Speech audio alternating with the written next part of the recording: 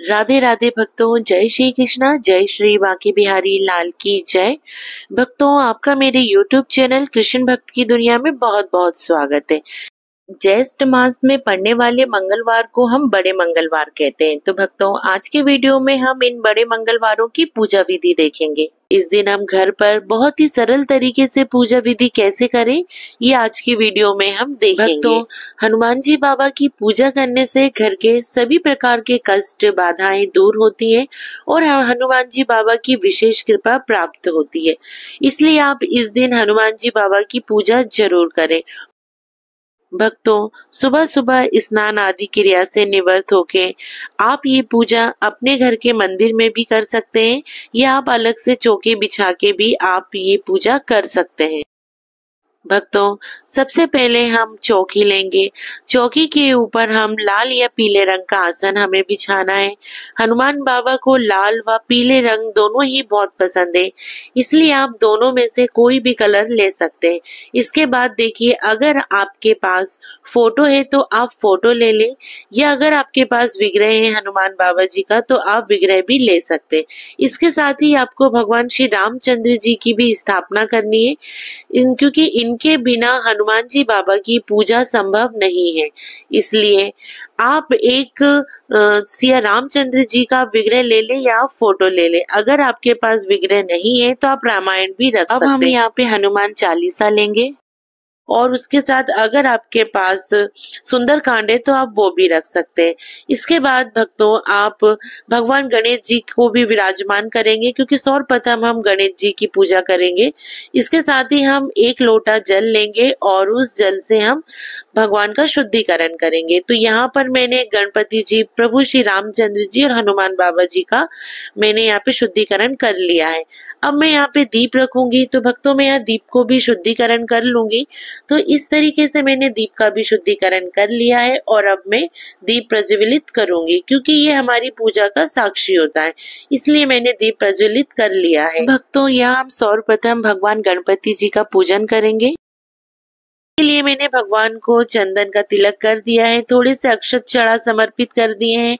उसके बाद मैंने वस्त्र रूपी कलावा समर्पित कर दिया है। अब मैं जनेऊ समर्पित करूंगी। तो भक्तों, यहाँ मैंने जनेऊ पे थोड़ा सा मैंने यहाँ पे चंदन उनको लगा दिया है जनेऊ को, और उसके बाद मैंने भगवान गणपति जी को समर्पित किया है। अब मैं पुष्प समर्पित करूंगी। तो इस तरीके से मैंने भगवान गणपति जी की पूजा कर ली हूँ।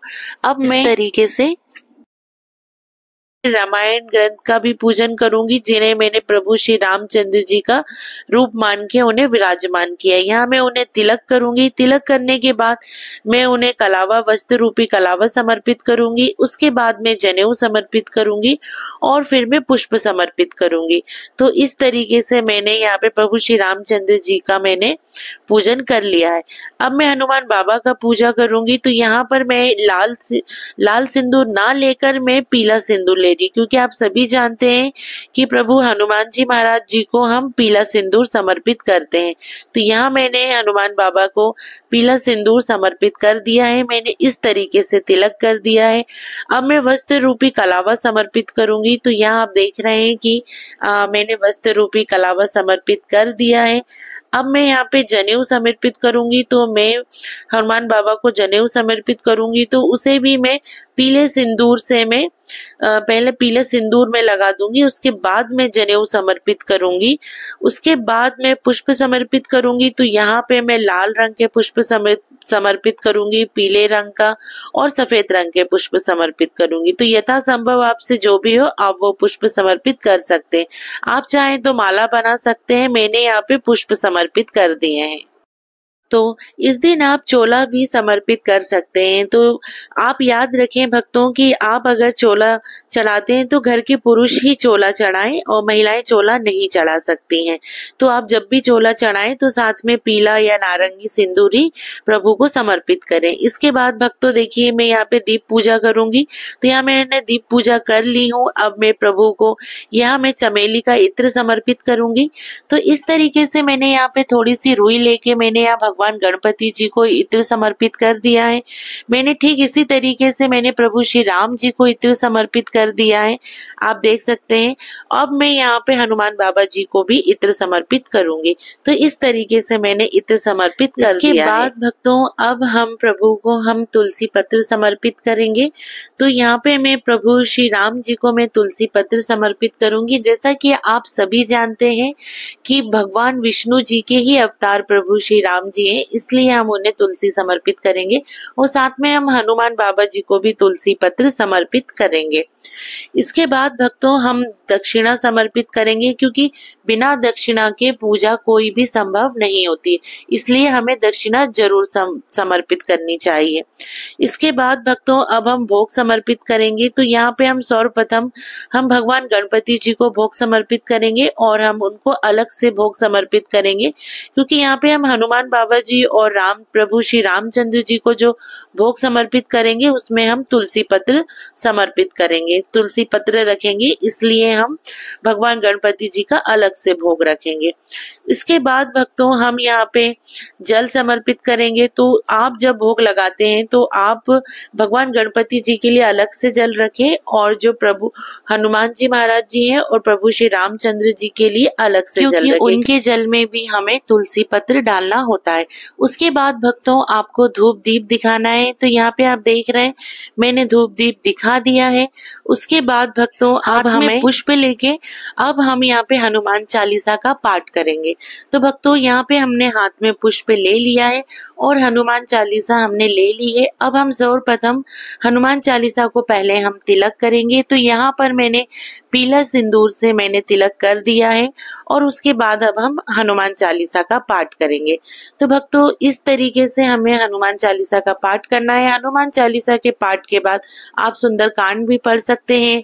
आप चाहें तो रामायण का पाठ भी शुरू कर सकते हैं। आज के दिन से आप रामायण का पाठ भी शुरू कर सकते हैं या आप रामनवमी के दिन से भी आप रामायण का पाठ करना स्टार्ट कर सकते हैं। इसके बाद भक्तों जो आपने हाथ में पुष्प लिए हैं वो आप प्रभु को समर्पित कर देंगे। फिर उसके बाद अब हम कपूर आरती करेंगे। तो यहाँ पे भक्तों मैंने कपूर ले लिया है और अब मैं कपूर आरती कर रही हूँ। तो आप यहाँ पे 3 आरती करेंगे या आपसे जितनी आरती आप करना चाहें उतनी आप कर सकते। सर्वप्रथम आप भगवान गणपति जी की आरती करेंगे, उसके बाद प्रभु श्री रामचंद्र जी की आरती करेंगे, उसके बाद आप प्रभु हमारे हनुमान बाबा जी की आरती करेंगे। भक्तों हनुमान बाबा की आप जब पूजा करें, आप उनका व्रत रखें तो आप बहुत ही श्रद्धा के साथ आप ये व्रत करें, क्योंकि आप जब श्रद्धा के साथ व्रत करते हैं तो भगवान आपकी प्रार्थना जरूर स्वीकार करते हैं। तो भक्तों इस तरीके से आप पूजा आरती कीजिए और आरती होने के बाद आप जल से आचमन कीजिए आरती का, और उसके बाद उसको जब वो आरती का जो आप कपूर आरती लेते हैं जब वो शांत हो जाए उसके बाद आप उसे नीचे रख दें। इसके बाद भक्तों आप हाथ जोड़ के आपसे पूजा में हो रही कमियों के लिए आप क्षमा याचना करेंगे। बाद आप अपनी मनोकामना पूर्ण करने के लिए प्रभु से प्रार्थना करेंगे। भक्तों अगर आप इस दिन आप व्रत नहीं रखती हैं तो आप पूजा करके भी आप हनुमान चालीसा का पाठ जरूर करें, और अगर आप सुंदरकांड का पाठ भी करना चाहते हैं तो आप वो भी जरूर कर सकते हैं। इस दिन आप जो आप रामायण रखे हैं आप उसका पाठ भी शुरू कर सकते हैं। भक्तों अगर आप 5 मंगलवार ये पूजा नहीं कर सकते हैं तो आप बीच के 2 मंगलवार भी कर सकते हैं, या आप पहला और आखिरी मंगलवार भी कर सकते हैं। लास्ट मंगलवार यानी कि 5वां मंगलवार को आप मतलब हमें इसका उद्यापन करना होता है। उद्यापन के लिए आपको इसी प्रकार से पूजन करना है और लास्ट मंगलवार आपको हवन भी करना है। तो आप हवन जरूर करें और आपको उस दिन 1.25 किलो बूंदी के लड्डू या चूरमे के लड्डू या बेसन के लड्डू आपको लेना है। साथ में आपको चोला चढ़ाना है व दक्षिणा जरूर रखें। आप ये हनुमान जी के मंदिर में जाके आप ये समर्पित कर सकते हैं, लेकिन भक्तों आप याद रखें कि आप ये दक्षिणा और चोला आप अपने घर के पुरुषों से ही समर्पित करवाएं। भक्तों इस दिन आपको हनुमान चालीसा का पाठ जरूर से जरूर करना है। और जो हनुमान जी के भक्त हैं वो ये जरूर जानते हैं कि हनुमान चालीसा का पाठ करने से उसकी क्या शक्ति मिलती है। भक्तों, आप ये व्रत पूर्ण श्रद्धा और भक्ति के साथ करेंगे तो आपको इसका फल जरूर मिलेगा। और भक्तों, आप इसका व्रत जरूर रखें। मंगलवार के 5 मंगलवार आप कोशिश कीजिए कि आप व्रत रखें, और नहीं रख पाते हैं भक्तों तो आप एक मंगलवार का भी व्रत धारण कर सकते हैं। भक्तों, आपको ये जानकारी कैसी लगी, आपको ये व्रत विधि कैसी लगी, आप मुझे जरूर इस वीडियो को लाइक कीजिएगा व कमेंट में जरूर बताइएगा। तो आप सभी भक्तों को प्रेम पूर्वक राधे राधे।